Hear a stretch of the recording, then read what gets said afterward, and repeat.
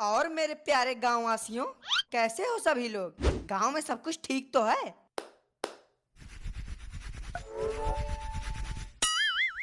फिर आ गया ये मनहूस प्रधान, हम सबके घाव पर नमक रगड़ने। पिछले 4 सालों से तो इसके दर्शन नहीं हो रहे थे।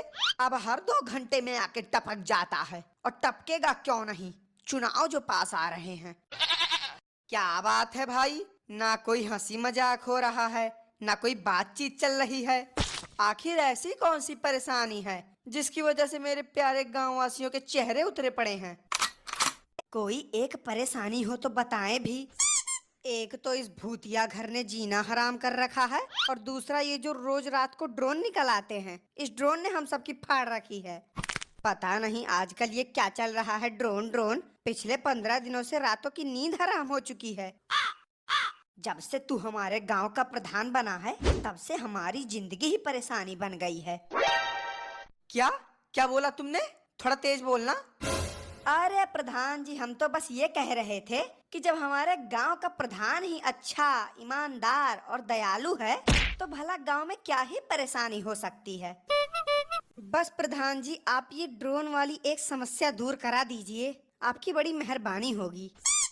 वैसे सुना तो हमने भी है ड्रोन के बारे में, कि रात को आसमान में ड्रोन दिखाई देते हैं। लेकिन तुम सब चिंता मत करो, जल्द से जल्द हम इसका इलाज ढूंढ लेंगे।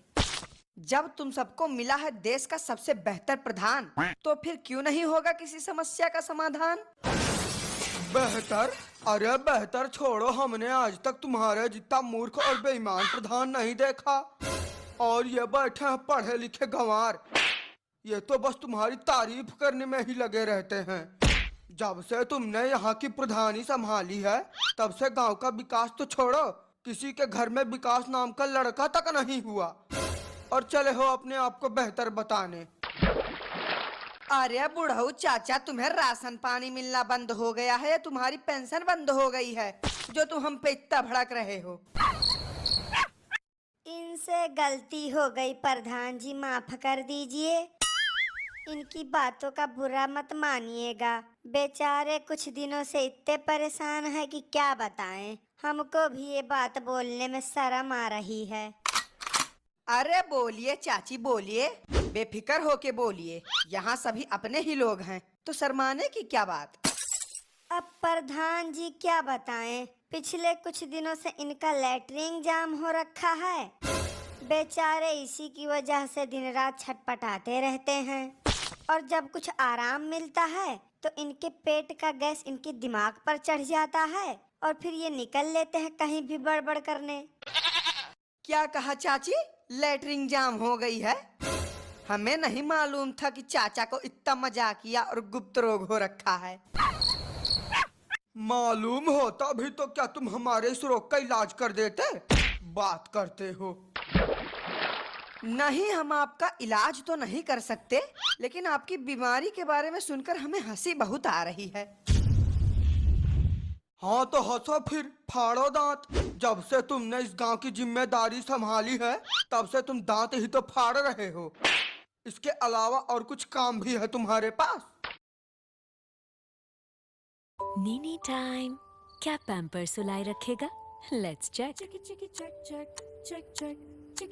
चेक किया? चेकिंग छोड़ो और सो जाओ, क्योंकि पैम्पर्स रात भर गीलापन सोखे और इसका एलो लोशन वाला एंटी रैश शील्ड रैशेस से बचाए, ताकि बेबी सोए पूरी रात और सुबह उठे मस्ती के साथ।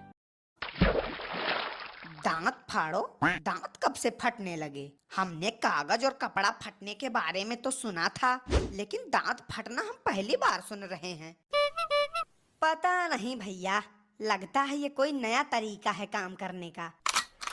काम धाम तो कुछ करना है नहीं, बस खाली लोगों को उल्लू बनाकर सरकार का पैसा अपनी जेब में डालो। बस बुढ़ऊ चाचा बस, बहुत कर चुके तुम हमारी बुराई।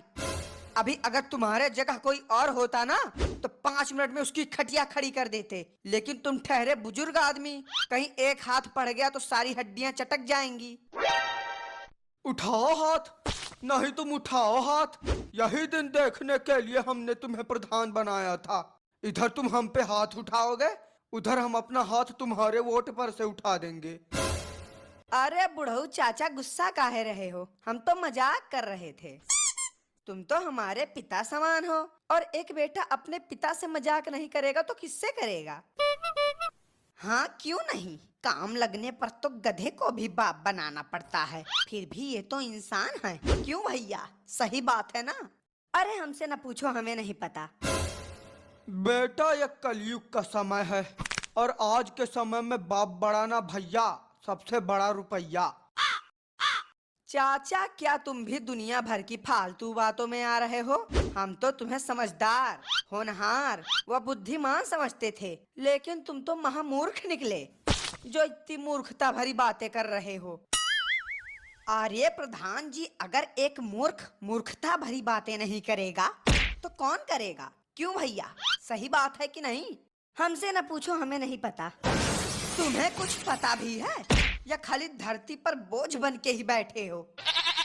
काहे नहीं पता है? हमें हमारा नाम पता है, आधार कार्ड नंबर पता है, राशन कार्ड नंबर पता है। और क्या पता करना है बताओ, वो भी पता कर देते हैं। बेटा इन सब चीजों का ना तुम बढ़िया से अचार डालो और सुबह शाम खाओ, क्या पता इससे ही तुम्हारा दिमाग खुल जाए। मंद बुद्धि इंसान। अरे यार, तुम दोनों के पास अकिल वकील है या नहीं? मतलब यहाँ गांव की इतनी जरूरी मीटिंग हो रही है और तुम दोनों फालतू की बातों पर बहस कर रहे हो। तुम जैसे लोगों की वजह से ही ये गांव, ये राज्य, ये देश तरक्की नहीं कर पा रहा है। अब अगर तुम में से भी किसी ने मुंह खोला तो हमसे बुरा कोई नहीं होगा। हाँ तो बोलो चाचा, क्या तकलीफ है तुम्हें जो तुम हम पे इतना भड़क रहे हो? जानना चाहते हो तो ठीक है सुनो। हमारी, अरे हमारी क्या, इस गांव की सबसे बड़ी समस्या है ये भूतिया घर। यही वो भूतिया घर है जिसकी वजह से हमें रात में चैन की नींद नहीं आती, दिन में हम खुल के घूम नहीं सकते और यहाँ तक कि सांस लेने में भी 100 बार सोचना पड़ता है। बस चाचा, इतनी सी बात? मतलब इतनी छोटी सी बात को लेकर ही तुम हम पर इतना गरमा रहे हो? इतनी सी बात? बेटा अगर इतनी सी बात है तो ज्यादा नहीं, बस एक बार तुम हमारे साथ इस भूतिया घर में चल के देख लो, अभी पता चल जाएगा कि ये बात छोटी सी है, तुम्हारा कलेजा छोटा सा है। अरे तोहार खपड़ी ओपड़ी सनग्गा है का, जौन खुद मौत के मुंह में कूदे जा रहे हो? हाँ देखो ना चाची, समझाओ इन्हें कुछ। अब क्या जरूरत है उस खतरनाक घर में जाने की? चाचा अगर मेरी बात मानो तो कुछ दिन रुक जाओ, फिर किसी अच्छे तांत्रिक बाबा को बुला के हम ये घर सही करवा देंगे। बस यही गोली सुन सुन के तो हमारा बुढ़ापा आ गया, अब फिर से गोली मिली है। मतलब अब जो भी होगा हमारे मरने के बाद ही होगा।